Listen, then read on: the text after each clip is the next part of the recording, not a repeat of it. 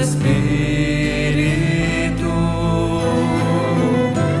Ven, fuego de Dios, enciende en mí tu fuego de amor y forma en mi interior la imagen de Cristo el Señor.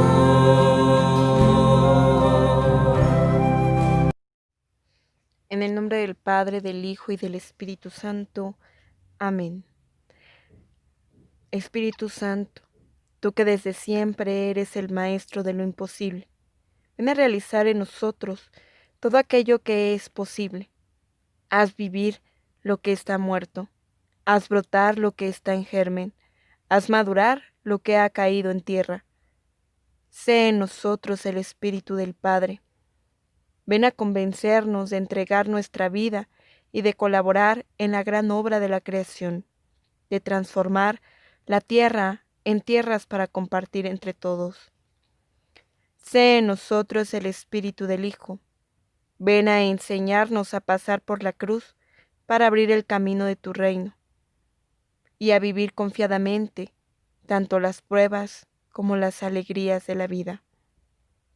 Sé en nosotros el Espíritu de santidad, que nos inicia en las costumbres de Dios, en la generosidad del Padre y en la fidelidad del Hijo, así como en la valentía de los apóstoles y en la alabanza de María. Sé en nosotros el Espíritu que está siempre creando una humanidad nueva, que vuelve a crear nuevas libertades cuando ellas desfallecen, que mantiene la esperanza aún en medio de la violencia, que de nadie desespera, ni aun de aquellos que nada esperan de Dios. Sé en nosotros el Espíritu que despierta en la esposa del Señor Jesús. Esta iglesia tan vulnerable y santa a la vez, tan débil y valiente, tan probada y confiada. Danos a cada uno el don de encontrar nuestro lugar en este gran cuerpo de Cristo y de consagrar todo nuestro ser a su crecimiento, para que el mundo tenga vida, la verdadera vida, aquella que se encuentra al perder la propia contigo. Gracias a ti, oh Maestro de lo imposible. Amén.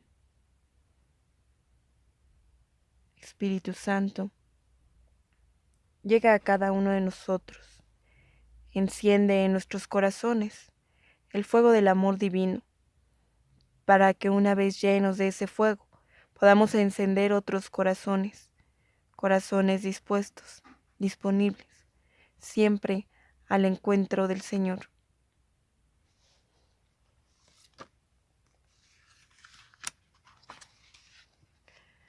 Señor, una vez más estamos juntos, juntos estamos tú y yo, y mis hermanos. Tu vida he penetrado en mi vida.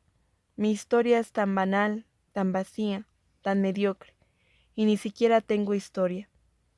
A veces hasta me pregunto, si mi vida tiene sentido, tanto vacío, tanta complicación, tanta infidelidad.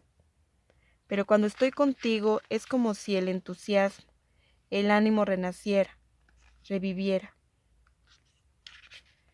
Y hoy he visto con mis hermanos, con Pedro, Santiago y Juan, tu semblante transfigurado, iluminado, resplandeciente. Tú, Señor Jesús, tú eres el Dios de toda la luz, tú el Dios de toda claridad y belleza.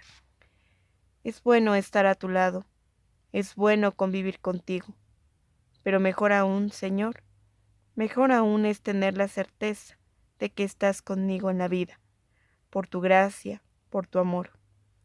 Es bueno estar seguro de que también mi rostro ha de ser un rostro transfigurado, iluminado, resplandeciente, en la medida en que tú me vas transformando.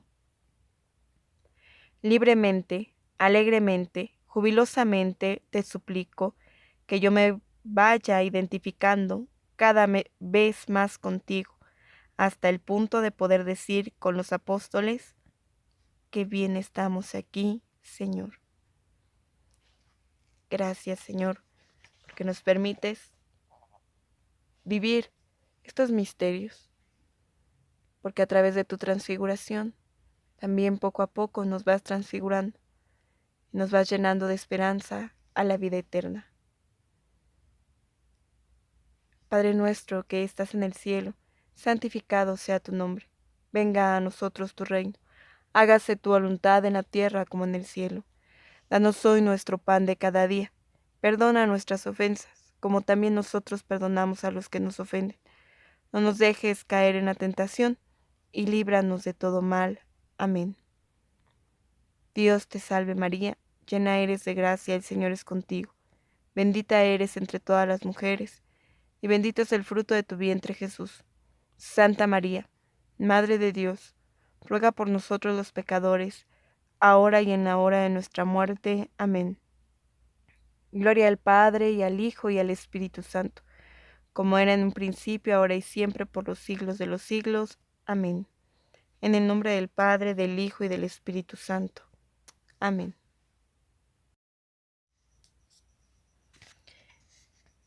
Tema 8, Dando todo, catequesis, misión en la iglesia. Bloque número 2,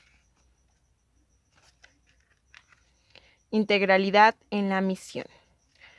Bien, pues iniciamos con el tema 8, ya el último tema de este segundo bloque de esta catequesis de misión de la iglesia. Iniciamos con ese tema que dice todos y cada uno de los elementos y pasos de la misión y pastoral de la iglesia. Todo lo esencial debe ser dado por la parroquia, a toda la feligresía, a título de vida cristiana básica y título de iglesia, y no por pertenecer a un movimiento. En las 4 dimensiones de la misión de la iglesia, palabra, sacramento, comunión y social. Bien, ya veíamos en el tema anterior que se llama involucrando a todos y sobre todo en este bloque que es la integralidad de la misión, donde el objetivo directo de la iglesia pues es esa parte de la misión y de este bloque que nos lleva a ver la importancia de la misión dentro de todo este cuadro de la iglesia. Entonces, la misión, pues no solamente es tocar las puertas, es ese cumplimiento de vayan por todo el mundo y anuncien el evangelio, no nada más, pues ya fui, te toqué la puerta, pues ya si me abriste bien, si no, pues no, si estuviste, qué bueno, si no, pues a lo mejor te toca en el próximo año, sino en todo lo que integra la misión. La misión no solamente es ir a tocar las puertas, sino ese proceso de ir a dar el evangelio de todas las maneras posibles y a todos los agentes posibles, ¿no? Entonces, en este tema que es dando todo, nos referimos entonces a los elementos y los pasos de la misión y de la pastoral. No solamente es ir a tocar puertas o ir a anunciar el evangelio y ahí se quedó, sino que hay un proceso de acompañamiento. Por eso se llama misión y pastoral. Pescar y después pastorear. Es el inicio y el acompañamiento. Entonces dice que todo se tiene que dar esencialmente a toda la feligresía y bueno, tiene que ser la parroquia quien proporcione todo esto, no solo un grupo o un movimiento o unos cuantos miembros de las comunidades parroquiales que sean los que se encarguen de hacer este proceso, no, eso nos corresponde a todos como parroquia.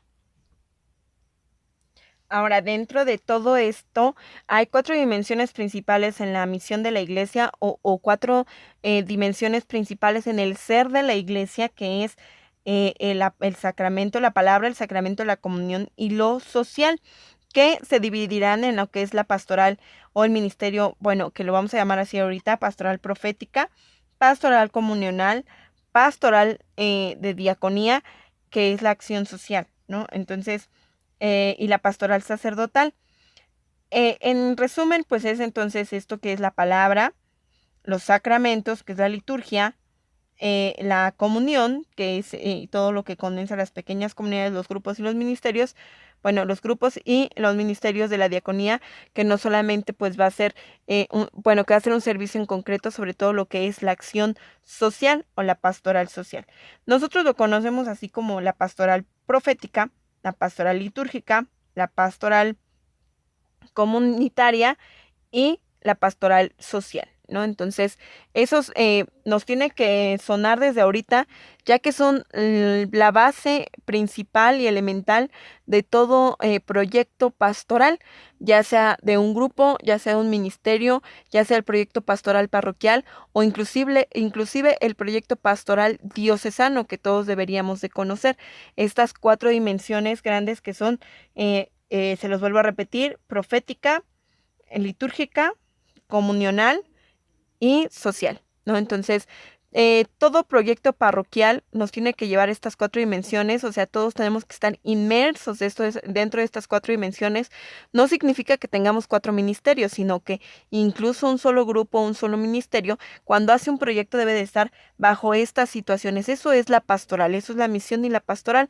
Y lo que decía hace un momento, no se le puede dar la misión a un solo grupo, ¿no? O sea, que digan, pues los misioneros son los que tienen que llevar el querigma, ¿no? Los de evangelización, pues al final todo el que ha tenido un encuentro con Cristo es evangelizador, porque ha sido evangelizado, porque ha tenido un encuentro con Cristo, porque al tener un encuentro con Cristo y empezar a formarse en este proceso de evangelización, entonces se convierte en un evangelizador. ¿Por qué? Pues porque tiene el mandato directo de Cristo de vayan por todo el mundo. Entonces, por eso la evangelización es un proceso de todos, ¿sí? No nada más de unos cuantos. O, pues yo soy de X grupo y pues entonces vamos a tener un retiro y pues yo voy y pesco, pero nada más pesco para mi grupo, nada más pesco para que incremente mi ministerio. No hago lo posible para que sea para todos. Por eso la misión es una tarea de todos y esa misión es una misión que corresponde a la propia evangelización. Ya entenderemos que después hay otro tipo de misiones, ¿ok? Entonces, vamos a ver el primer ministerio, que es el ministerio profético o el ministerio de la palabra, como proceso dinámico en etapas de ser provisto a todo de forma sistemática y permanente, dando el cumplimiento progresivamente con las etapas elementales básicas, el querigma, catequesis completa y predicación en la homilía en el marco sacramental, con una formación bíblica seria y completa. Anuncio, enseñanza doctrinal programada y completa. Y denuncia cuando sea necesario. O sea, ministerio profético. Fíjense que estos ministerios aparte también los tenemos todos los cristianos desde nuestro propio bautismo. Es nuestro ser cristianos, ¿no? Porque desde que somos bautizados somos ungidos como profetas, sacerdotes y reyes, ¿no? Entonces ahí abarcamos estas 4 dimensiones: sacerdotes, profetas y reyes. Entonces ahí en el primer ministerio, que es el profético o de la palabra, dice que está dividido en un proceso dinámico de etapas, en donde se inicia con el querigma, se continúa con la catequesis. Fíjense, habla aquí de la homilía al marco de lo sacramental, o sea, sobre todo en la Eucaristía. La palabra homilía viene del griego homiliein, que significa dirigirse, ¿sí? Homilía significa dirigirse. La explicación de las Sagradas Escrituras, su fin es explicar el significado de los textos y darles aplicación práctica, moral y espiritual. La homilía más antigua es la de San Pedro el día de Pentecostés. Desde el Concilio Vaticano II, la homilía es una parte integral de la misa. Los métodos para la homilía pueden ser, entre otros, tratar por separado una o varias lecturas, tomar una idea de todas las lecturas y concentrarse en una virtud o una frase. La homilía le corresponde exclusivamente al ministro ordenado, ¿ok? Entonces, ¿por qué hacemos referencia a esto? Bueno, porque el querigma lo podemos dar, podríamos decir que todos, ¿no? O todos los que tengan esa virtud, ese carisma para poder predicar, para poder proclamar.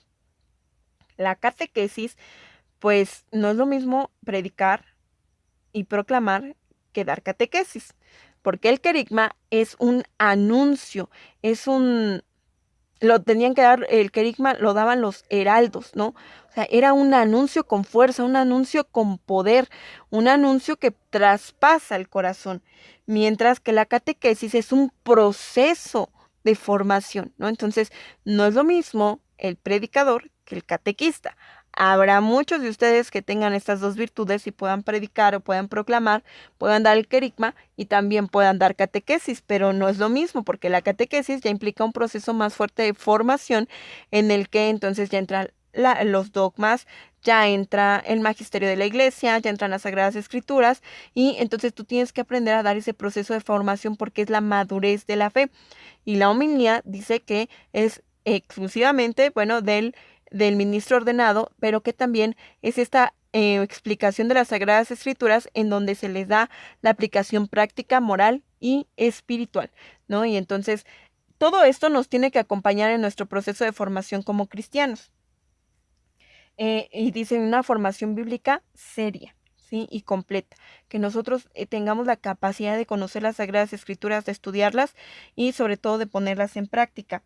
Entonces es el anuncio por medio del querigma, la enseñanza por medio de la catequesis y la denuncia por medio, pues incluso de la propia homilía, porque ya es la aplicación de los textos en nuestra moral y en nuestra práctica espiritual.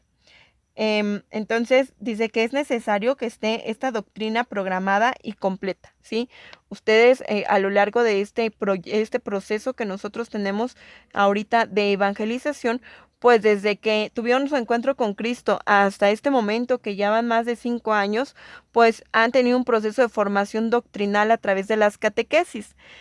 Las catequesis y los temas son completos. Los temas nos tienen que llegar a nuestra formación. El punto es que a veces nosotros no estudiamos, no vemos más allá de nuestro tema, no lo aplicamos y tampoco somos capaces ni de hacer tareas, ni de hacer la reflexión, ni de hacer lo necesario, ¿no? Entonces se van quedando los libros ahí apilados, se van quedando los temas ahí guardados, pero no somos capaces de ponerlos en práctica. La catequesis no tiene la culpa, la catequesis está completa. Que entonces es lo que realmente está pasando, que nosotros no estamos absorbiendo, no estamos aprendiendo realmente, porque no estamos pues tomando en serio nuestra formación catequética, ¿no? Es como cuando el niño va al catecismo para la primera comunión y entonces resulta que pues va y va, pero pues nada más memorizó unas cuantas oraciones y los temas, pues como va a fuerza, como la mamá no se pone a practicar los temas, como la mamá o el papá a veces tampoco conocen mucho de la fe, pues le entró por un oído, le salió por el otro y salió del catecismo y ya no regresa, ¿no? Entonces no ponen en práctica esa enseñanza, ¿no? Seguramente muchos de ustedes, pues cuando fueron a la primaria aprendieron fracciones, aprendieron ciertos temas de geografía, de ciencias y todo, y que llega el momento en que ahora dices, pues yo ni sabía que eso, pero te lo enseñaron en la primaria. No, pues la verdad es que yo ni me acuerdo. ¿Por qué? Porque no lo ponemos en práctica. Entonces es lo que pasa con la catequesis. La catequesis sí es completa y también está programada y es progresiva, ¿no? No vemos estos temas cuando ya entramos a la comunidad, los vamos viendo de acuerdo al proceso de formación que vamos teniendo. Y bueno, pues también el aplicar lo que aprendemos. Viene el segundo ministerio, que es el ministerio sacerdotal o de santificación, con profunda vida litúrgica, especialmente sacramental, culminando en la Eucaristía como centro, cumbre y fuente de toda la vida cristiana y eclesial. Eso lo encontramos en la Sacrosanctum Concilium en el número 9.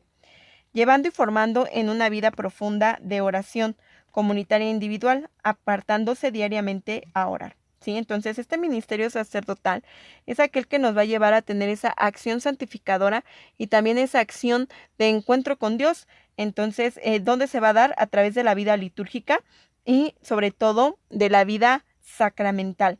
Sí es cierto, en la Eucaristía está el centro, la cumbre y la fuente de toda la vida cristiana, y alrededor de ella van a seguir los demás sacramentos que nos van a llevar también como ese signo hacia la vida eterna. Sin embargo, pues nosotros debemos de aprender a vivir esos sacramentos, sobre todo pues los que no son más cercanos a la Eucaristía, que son pues la propia reconciliación, tomarla en serio, ¿no? Porque pues vamos, nos confesamos, pero no cambiamos. Entonces, ¿qué tipo de confesión estamos tomando? Si creo que nada más es por un requisito, pues para que yo esté como ahí tomando en cuenta que me tengo que confesar, ¿no? y para que no digan que pues no me confieso o porque de repente cometí un pecado con el que ya no puede mi conciencia y lo hago, pero estoy consciente de que lo voy a volver a hacer. Entonces, ¿qué de extraordinario tiene que te confieses? ¿Qué de extraordinario tiene que seas bautizado y confirmado si no eres luz y sal en el mundo? Entonces hay que aprender a vivir esa vida sacramental, especialmente en la Eucaristía y sobre todo dice vivir esa cuestión litúrgica, esa acción del sacerdocio de Cristo en el que nosotros pues somos parte, ¿no? Participar de todas las acciones litúrgicas. La liturgia no se agota con la misa. La liturgia es mucho más, son todos esos signos, son todos esos símbolos, es todo el año en el que nosotros vamos en ese constante recuento de la vida de Cristo y de sus misterios, de sus milagros. Entonces, vivir ese proceso, que en el Adviento nosotros seamos capaces de preparar nuestro corazón para el nacimiento de Cristo, que en la Navidad nosotros de verdad hagamos a Cristo nuestro en nuestro corazón, en nuestra propia vida, lo hagamos vivir, hagamos esa acción de la vida de Cristo, que en el tiempo litúrgico ordinario nosotros seamos capaces también de ver esa enseñanza de Cristo, sus milagros, sus obras, sus acciones, y que vayamos reflejándolo. Esa es la vida litúrgica, ¿no? Y claro que va acompañado, pues sí, de cuestiones sacramentales, de acciones devocionales, como las propias procesiones, como las fiestas, como las memorias. Sí, pero fíjense, este tiempo en el que pues ya no deberíamos estar tan encerrados, pero pues seguimos ahí como que un poquito en esa reserva, unos por cuidarse y otros pues porque les gusta así mejor estar en su casa. Es impresionante ver cómo pasó la primera semana que se reabrieron los templos y yo decía, bueno, apenas se están acomodando, apenas vamos a empezar a verlo, pasó la segunda semana, pasamos ya la tercera semana y muchos no han regresado, han dicho, no, pues si están transmitiendo la misa, pues yo la veo desde aquí, cuando la transmisión de la misa es únicamente válida para aquellos que están enfermos o son población vulnerable. Si tú andas en la calle, si tú sales normalmente, pues a lo mejor aunque digas nada más por lo necesario, pues es necesario salir a la misa. A lo mejor con todas las medidas sanitarias posibles. Pero sales a tu misa y regresas. Yo no puedo entender un cristiano que se conforma, y bueno, sí un cristiano, pero un evangelizado o que se dice evangelizado y que está en este nivel de comunidad ya 9 libros después y resulta que no, pues es que yo voy a misa nada más los domingos porque no tengo tiempo de lunes a sábado, nada más los domingos, ¿no? Y pues ahora que ya se transmite, bueno, pues me siento aquí en mi casa a la hora que yo pueda, mientras voy en el carro, mientras estoy haciendo la comida, pongo mi misa. No, hay que darle la importancia. O sea, es increíble cómo viven algunos la misa desde su casa. Eso déjenos para aquellos que realmente están en un peligro. Esta es la naturaleza del cristiano. Fíjense, váyanse al libro de los Hechos de los Apóstoles, donde precisamente en la persecución de los cristianos, o sea, esa persecución de los romanos, ellos se reunían asiduamente ahí en las casas. A pesar del martirio que vivían algunos, seguían conmemorando la fracción del pan.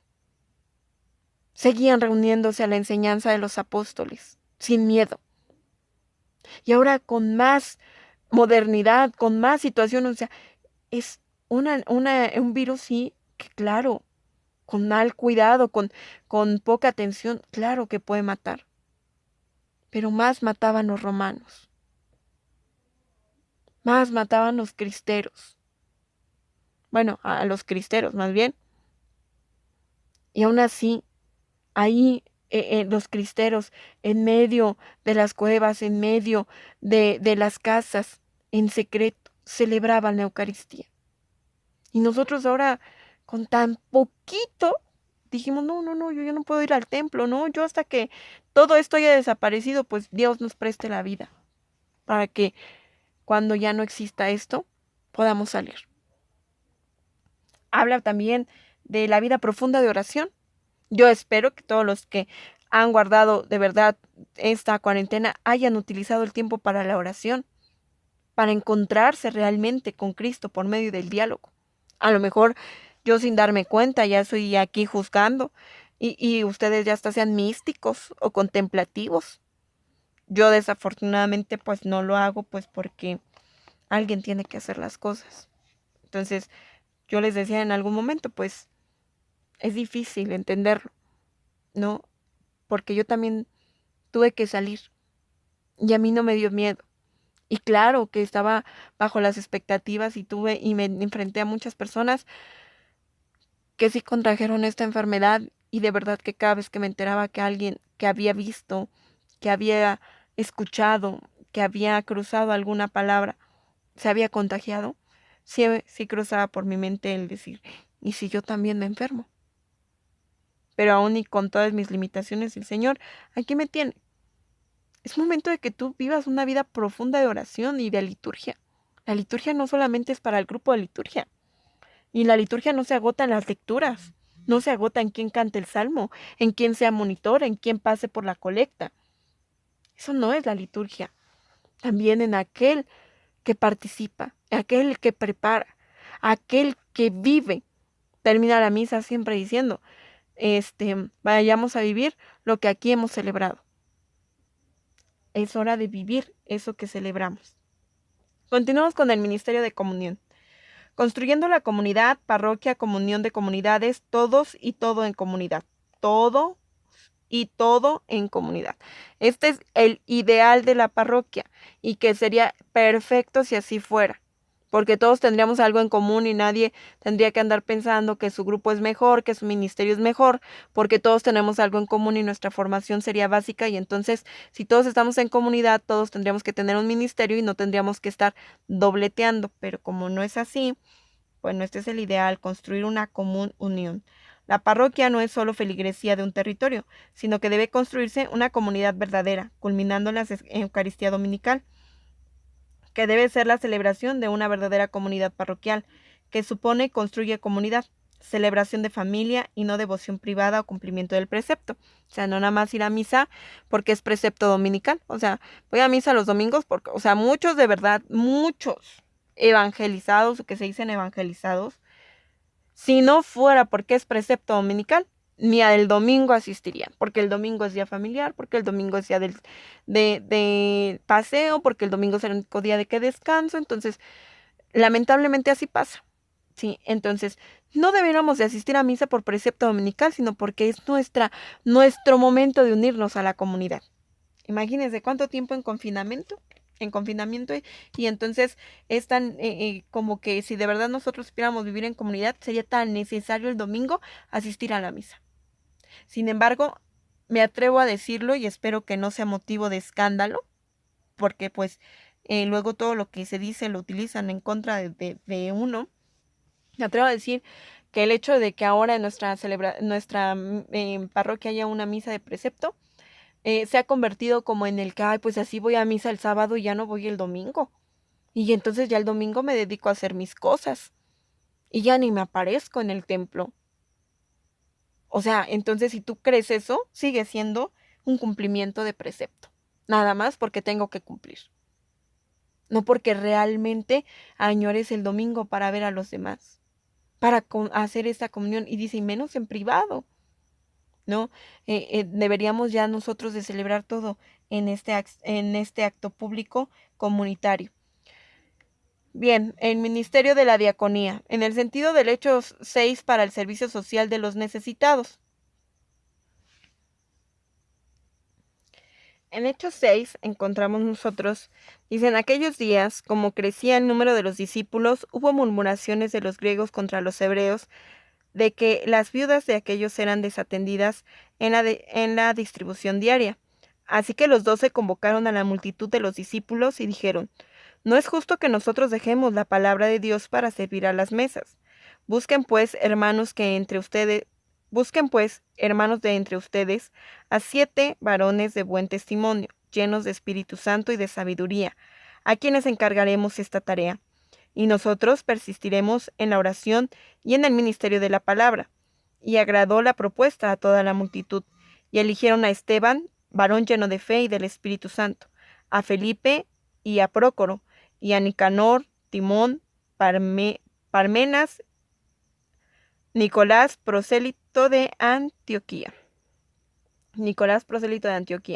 A estos presentaron ante los apóstoles, quienes después de haber orado le impusieron las manos. Y crecía la palabra del Señor, y el número de los discípulos multiplicaba mucho en Jerusalén. También muchos de los sacerdotes obedecían la fe. Y Esteban, lleno de fe y poder, hacía grandes prodigios y milagros entre el pueblo. Palabra de Dios, te alabamos, Señor. Hechos de los Apóstoles, versículo 1 al 8. Entonces dice ahí que se forma este ministerio de diaconía, entonces en acción y servicio social, sobre todo a las viudas y a los desamparados de ese tiempo. Recordamos que hace un momento les decía precisamente la situación que vivían los primeros cristianos por la persecución de los romanos. Entonces pues morían muchas personas en esa constante guerra, sobre todo pues los hombres, y pues había muchas viudas y muchos huérfanos que estaban pues quedándose ahí, ¿no? Entonces pues obviamente los apóstoles en un primer momento empezaron a hacer esta obra de ayuda, pero pues o predicaban o ayudaban. Entonces pues por eso delegaron a otros esta acción social. Eso es lo que es la acción social o el ministerio de la diaconía, que nosotros conocemos como pastoral social y que entre muchos grupos pues también ahora lo vemos como a Cáritas, ¿no? Pero esto no solamente le corresponde a un grupo, nos corresponde a todo evangelizado. Acuérdense que estas 4 dimensiones nos corresponden a todos. La acción social no reducida o asistencial, sino promocional y estructural, formando la comunidad territorial organizada, autosuficiente y autodeterminante en lo económico y en lo político, ¿sí? O sea, no solamente es pues darte una despensa, sino ayudarte a que si te estoy dando la despensa porque no tienes trabajo, pues o te ayudo a conseguir un trabajo o te ayudo a tener un oficio o a impulsarte para que tengas un trabajo y no nada más te dé 1, 2, 3, 4 o 5 años la despensa. O sea, ¿eso de qué sirve? Sirve entonces más bien que yo te ayude a entonces formarte una persona autosuficiente y autodeterminada, y sobre todo pues eso no solamente a nivel personal sino a nivel comunidad. Entonces no solo es asistencial, sino que tiene que ser promocional y estructural. La misión evangelizadora y pastoral integra en estas 4 dimensiones el cumplimiento de los elementos y los pasos esenciales. O sea, ¿a qué se refiere la misión evangelizadora y la pastoral integral? Estos 9 pasos pues se refieren a lo que es la misión y la pastoral. 1. Testimonio de vida individual y comunitario. 2. Testificación de palabra en toda oportunidad. 3. Salida misionera permanente en todo el territorio. 4. Retiros de evangelización querigmática. 5. Todos y todo en comunidad en cada sector. 6. Catequesis completa y formación bíblica. 7. Centralidad sacramental en la Eucaristía. 8. Acción social múltiple y diversificada según necesidad. Y 9. Involucramiento apostólico de todos. O sea, misión, querigma, catequesis, querigma, coinonía, catequesis, diaconía y liturgia. En eso se resume todo esto. Entonces, es una acción circular, ¿no? Y no solamente circular como que todo lo hacemos repetitivamente, sino es como una escalera redonda, ¿no? O sea, sí va en círculos, pero va ascendiendo. Un día te toca así a ti ser aquel a quien van a tocar su puerta, o a quien le van a dar el querigma. Y vas a ser tú el que va a recibir ese querigma y vas a formar parte de una comunidad y te van a empezar a dar la catequesis y vas a ser parte de un grupo. Pero un día te va a tocar a ti ir a tocar el corazón de otros, a ti dar el querigma, a ti formar a otros, a ti instruir a otros, y entonces así se va haciendo esa cadena. Entonces ese es el proceso precisamente del discipulado, es el proceso de formación que hace Jesús. Hablando en este punto, dice: parroquia dividida en sectores geográficos y organizada en ministerios para ir a todos y darles todo, ¿no?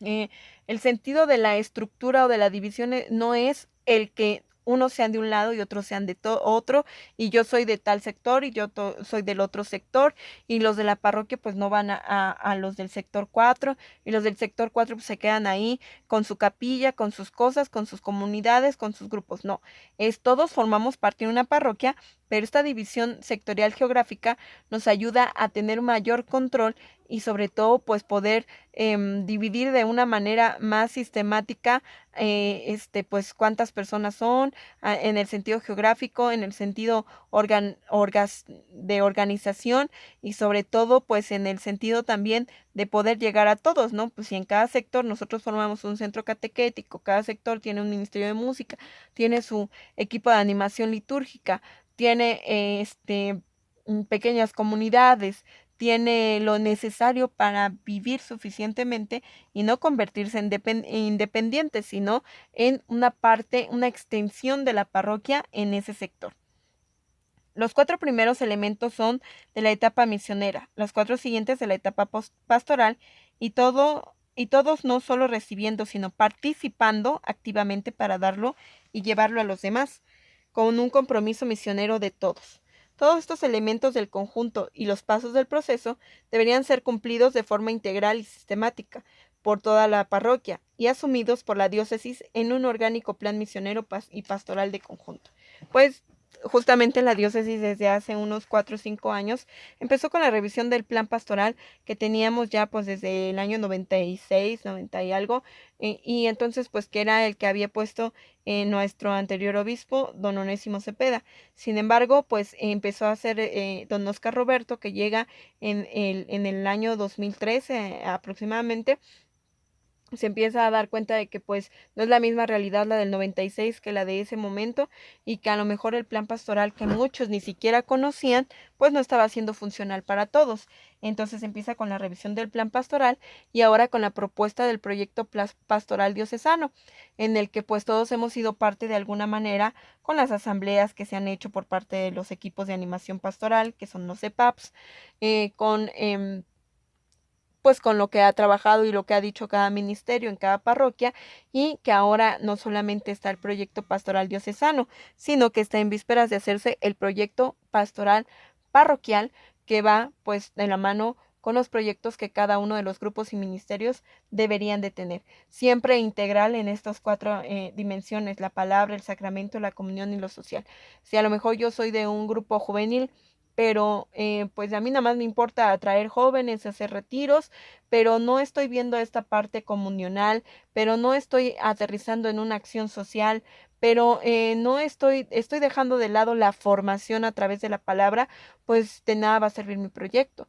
A lo mejor yo soy de un proyecto, de un grupo de monaguillos, pero pues yo nomás digo, ay, pues hay que enseñarles a los niños las cuestiones litúrgicas, porque pues al fin que qué importa pues la cuestión comunional y eso de la acción social para que, bueno, no.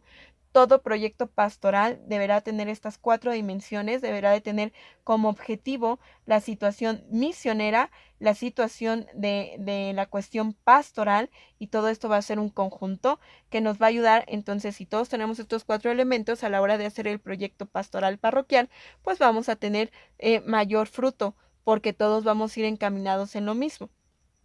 ¿Cuándo no pasa esto? Bueno, pues cuando yo no estoy como muy de acuerdo con estas cuestiones de la comunidad, como cuando yo digo, pues nada más sea lo que viene, o sea, lo que vamos a hacer, que nos enseñen lo que es utilizable, para qué tanto proceso, para qué tantos pasos, para qué tan cuadrados. No, o sea, no debería de ser así. Pues no, realmente no es algo que hayamos inventado nosotros, no es algo que haya inventado la diócesis, es algo que está fundamentado incluso en la Sagrada Escritura y que ustedes lo irán viendo a lo largo de los temas, y que está también en el magisterio de la Iglesia. Por eso a cada tema le hemos ido sumando pues también documentos de la Iglesia y citas bíblicas, para que ustedes no digan, ay, eso de la comunidad se lo inventaron. No, que vamos a estarlo inventando, pues yo creo que si hubiera sido invento nuestro, pues no lo hubiéramos hecho tan perfecto. Eh, Todo esto debe ser provisto y cumplido por la parroquia, conducido personalmente por el párroco, haya o no movimientos. La parroquia territorial urbana y rural es el lugar por excelencia del cumplimiento de la misión y pastoral de la Iglesia, con la condición de que sea misionera e integral. Sí, misionera, y que tenga todo lo necesario para ese cumplimiento. Entonces, ¿quién tiene que guiar este proceso? El párroco. Y es el párroco no quiere, bueno, pues entonces los laicos tendrán que motivarlo para que quiera. No lo van a hacer ellos, sino los laicos, los fieles, los equipos de animación pastoral serán entonces los que motiven, pero pues si ni el párroco ni los laicos quieren, pues entonces esa parroquia pues tendrá que tener una motivación más allá. Bien, no es nuestro caso porque nosotros sí estamos pues tratando de caminar en ese proceso no solamente parroquial, sino diocesano. Documentos de esta semana. En el Concilio Vaticano II hay una serie de cartas de documentos, de exhortaciones y una es Agentes, ¿sí? Y este documento, habla habla sobre la misión, ¿no? Agentes número 11, se abrevia AG mayúscula.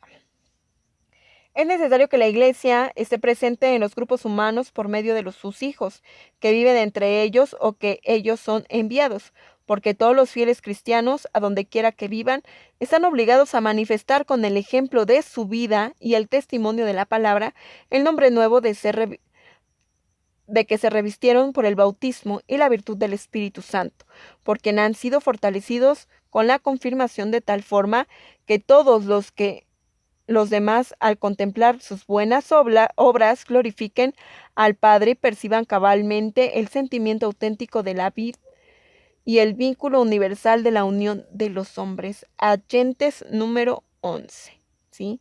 En donde quiera que vivan, están obligados a manifestar su vida y testimonio, ¿sí? Y sobre todo, pues dice a aportar bien ese nombre de cristianos y que pues nos conozcan por nuestras buenas obras, dice Jesús, por sus frutos los conocerán.